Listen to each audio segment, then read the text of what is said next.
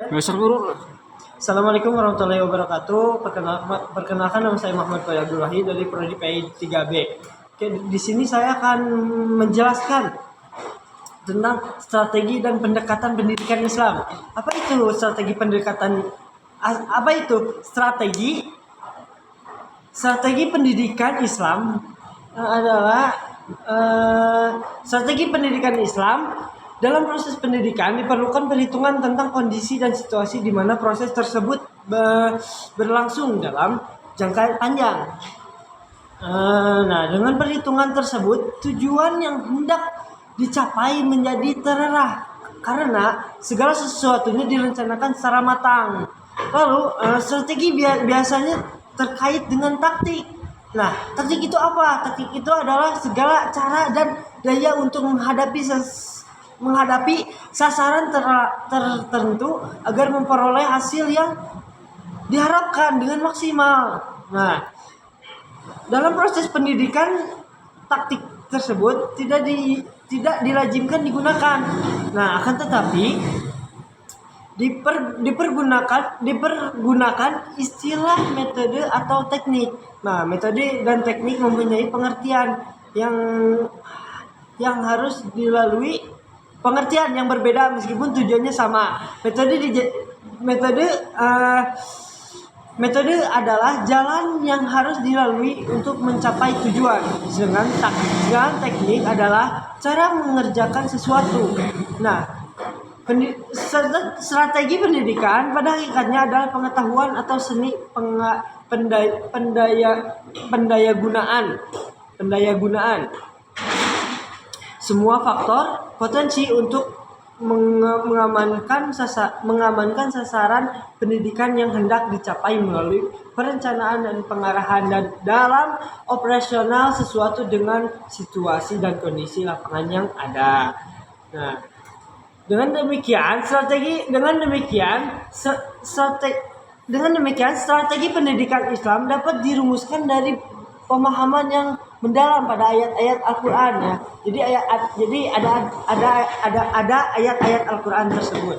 Nah, salah satunya yaitu dari Quran surat Al-Qasas ayat 77 yang artinya dan carilah pada apa yang telah dianugerahkan Allah kemudian kepadamu kebahagiaan negeri akhirat, dan janganlah kamu melupakan kebahagiaanmu dari duniawi, dan berbuat baiklah kepada orang lain sebagaimana Allah telah berbuat baik kepadamu.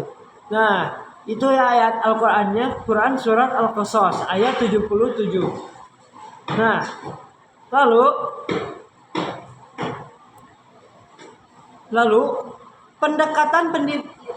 selanjutnya pendekatan pendidikan Islam. Pendekatan dipahami sebagai sekumpulan cara-cara strategi yang bersifat informal dalam upaya mencapai tujuan tertentu. Dalam pengertian lain, yaitu pendekatan merupakan prinsip-prinsip filosofis strategis yang mendasari pemilihan dan pengaplikasian metode tertentu untuk mencapai sasaran yang diinginkan. Nah, dalam hal ini kedisiplinan menunaikan sholat 5 waktu. Misalnya seorang bapak dapat saja menggunakan pemaksaan atau kekerasan dengan cara pemukulan seperti disabdakan Nabi Muhammad SAW, atau dengan cara yang lebih persuasif seperti mengikutkan anak setiap kali melaksanakan sholat di rumah, atau menjanjikan hadiah kepada anak jika melaksanakan sholat. Nah, itu mungkin pendidikan. Nah, dalam salah satu tulisan Nasiruddin, penjelasan tentang pendekatan pembelajaran dalam Al-Qur'an, pendekatan tersebut pada dasarnya dapat dikatakan sebagai pendekatan imani, yaitu semua objek berupa pemahaman, penerapan dan pengalaman ajaran agama Islam itu didasarkan pada keyakinan atau keimanan bahwa semua itu ada benarnya. Nah, namun dalam pemberian pemahaman, penerimaan dan pengalaman ajaran agama Islam itu tersebut kepada umat manusia melalui pendekatan imani itu dibantu oleh pendekatan lain. Di antaranya yaitu yang ke satu pendekatan rasional. Pendekatan rasional yang dimaksud adalah apa gitu? Pendekatan rasional itu apa?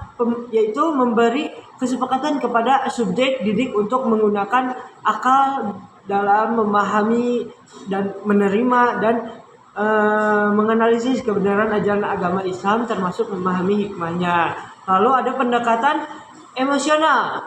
Pendekatan emosional itu adalah upaya guru untuk menggugah perasaan dan emosi subjek di dalam pemahaman, meyakini dan menghayati ajaran agama Islam. Pendekatan emosional itu ya. Lalu ada juga pendekatan fungsional. Pendekatan fungsional itu merupakan upaya penyajian pengetahuan tentang ajaran agama Islam dengan menekankan pada aspek kemanfaatan bagi subjek subjek didik dalam kehidupan sehari-hari sesuai dengan tingkat pengembangannya. Lalu ada yang selanjutnya pendekatan pengamalan. Pendekatan pengalaman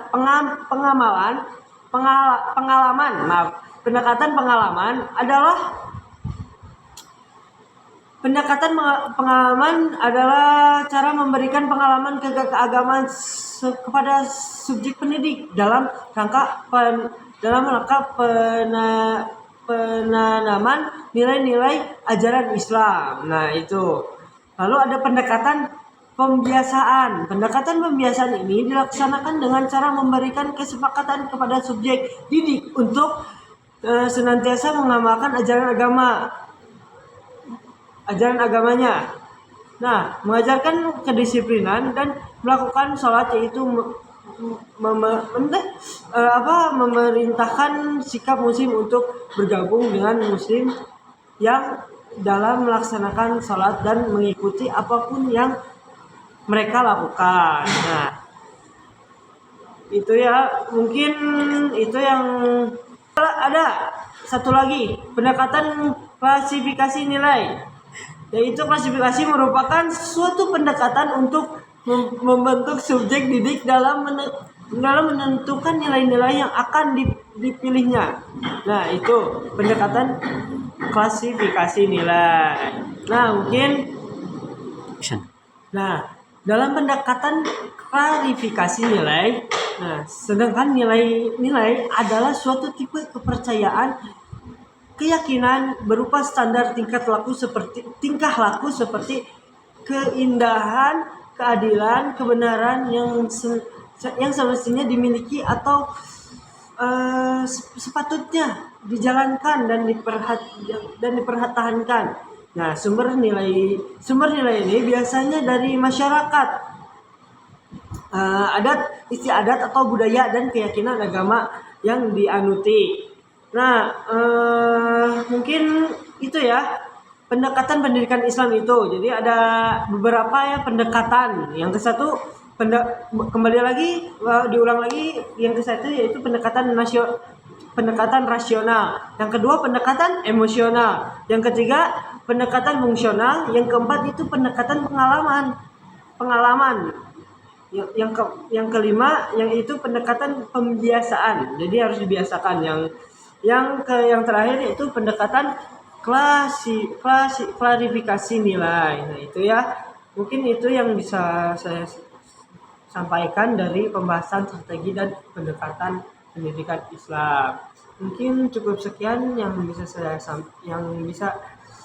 sampaikan. Mohon maaf bila ada kesalahan atau tutur kata yang tidak baik. Mohon dimaafkan. Terima kasih semuanya. Terima kasih telah memperhatikan. Sekian dari saya. Wabillahi taufiq wal hidayah. Assalamualaikum warahmatullahi wabarakatuh.